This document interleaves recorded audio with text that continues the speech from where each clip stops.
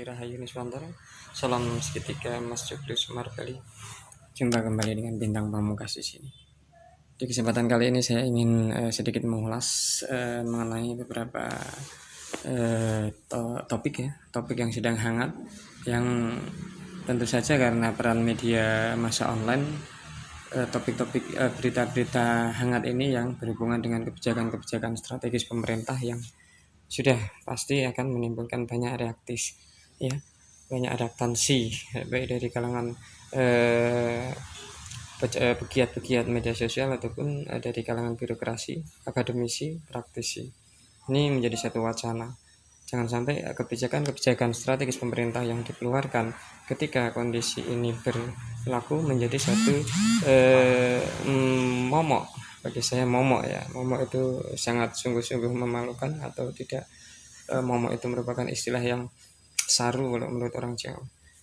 Karena dari beberapa media yang sudah saya lakukan screening, karena kebiasaan kita untuk terus memantau kebijakan-kebijakan pemerintah melalui media massa online, kita melakukan screening kebijakan-kebijakan yang dikeluarkan oleh pemerintah yang bersifat strategis tentunya, apalagi di masa pandemi COVID ini, di mana di masa pandemi COVID ini pemerintah seharusnya fokus kepada pembangunan atau boleh dikatakan melakukan terobosan-terobosan di bidang penggiatan ekonomi, karena hampir 2 tahun kita sudah dipukul pandemi, situasi yang sangat tidak menguntungkan bagi kita semua, tentunya bagi negeri ini, bagi seluruh masyarakat di seluruh lapisan. Jadi tidak elok lah, tidak cantik lah kalau pemerintah akhirnya harus mengeluarkan kebijakan-kebijakan yang tidak boleh dikatakan tidak umum, karena kebijakan-kebijakan tersebut secara garis besar mengganggu kondisi keuangan negara, apalagi menyangkut dengan APBN.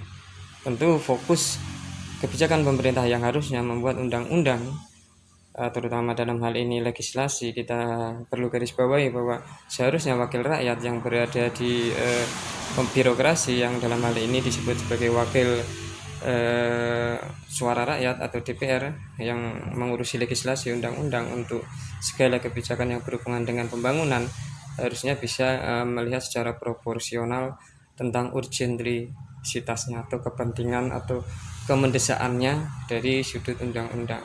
Ini yang perlu saya garis bawahi, karena banyak sekali setelah saya melakukan screening di media,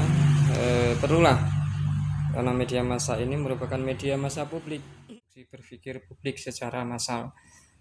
Jadi kebijakan-kebijakan yang dikeluarkan oleh anggota legislasi, yang dalam hal ini DPR selaku wakil rakyat maupun pemerintah selaku eksekutif, itu akan selalu kita pantau, akan selalu kita publik pantau. Jika dirasa kebijakan-kebijakan publik itu tidak proporsional atau tidak berpihak kepada masyarakat, dalam hal ini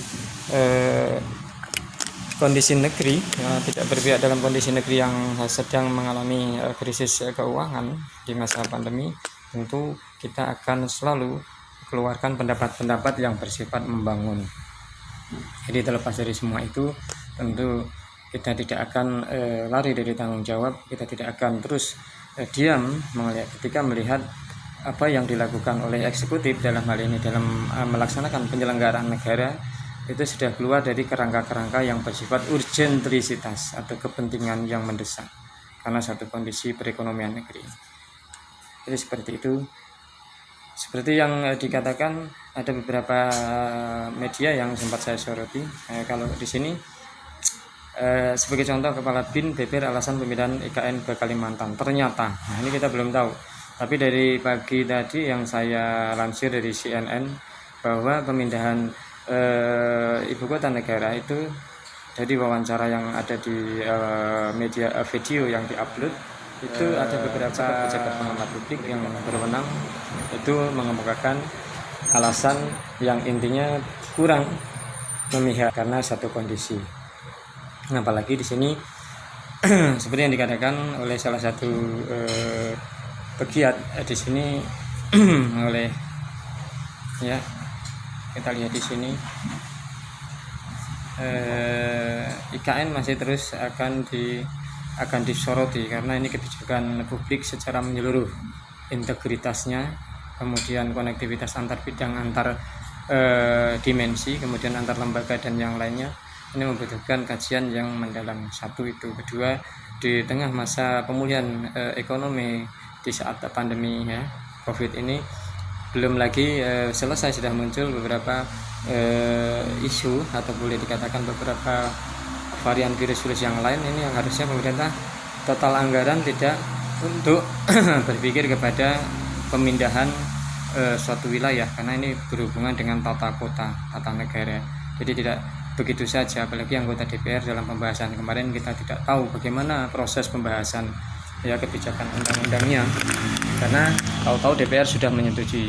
Nah ini pun harus kita umpankan ke publik untuk bagaimana pendapat, responsibilitas, tanggung jawab para pengamat publik, kebijakan publik, dan pengamat kebijakan strategis pemerintah lainnya, terutama yang berhubungan dengan kondisi negeri ini saat ini. Nah itu harus saya garis bawahi. Untuk itulah saya hadir, selalu ingin memantau bersama rekan-rekan dan seluruh warga negara kita yang memiliki kepentingan dalam hari ini, karena kita warga negara yang memiliki hak dan kewajiban untuk memberikan masukan kepada pemerintah. Jadi ada beberapa hal yang harusnya pemerintah perlu diperhatikan, karena sekali lagi bagaimanapun kuatnya pemerintah, jika suatu ketika pemerintah melakukan pelanggaran secara konstitusi, pemerintah bisa diminta untuk menghentikan segala aktivitasnya yang berhubungan dengan pelaksanaan penyelenggaraan negara. Karena di sini majelis tertinggi adalah MPR.